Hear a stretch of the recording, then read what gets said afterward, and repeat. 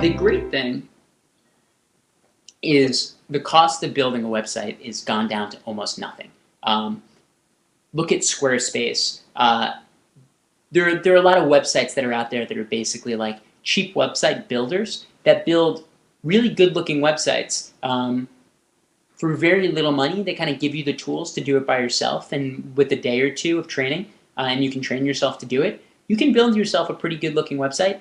99designs.com is basically a crowdsourced design site where you can say to the community, hey, look, I'm willing to pay $100 and this is what I want this design to look like. And all these different people will submit their versions of that design, and you choose the ones that you like and you work with them to refine it. But between those two things, you can really get up a really good looking MVP website very cheaply. I mean, we're talking about, like, I've seen some really good-looking sites that got made for under $500, $1,000. It takes a little bit of time to kind of get it right.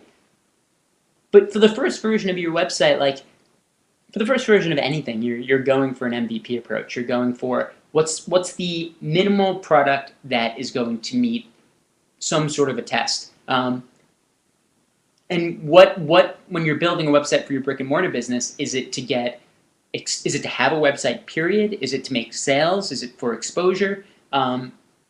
Figure out what the real goals of that site is, and then figure out what's the smallest amount of money I can get to get up something that I consider viable, and I can start running tests against it. Do customers like it? Are they finding it? Is it able to sell? And then put more money into it once you've started learning from the tests that you've run what works and what doesn't.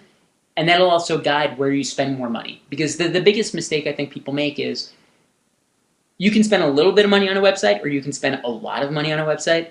There are people that spend a lot of money and they spend it on the wrong things. It's all just kind of based on their gut instead of the data.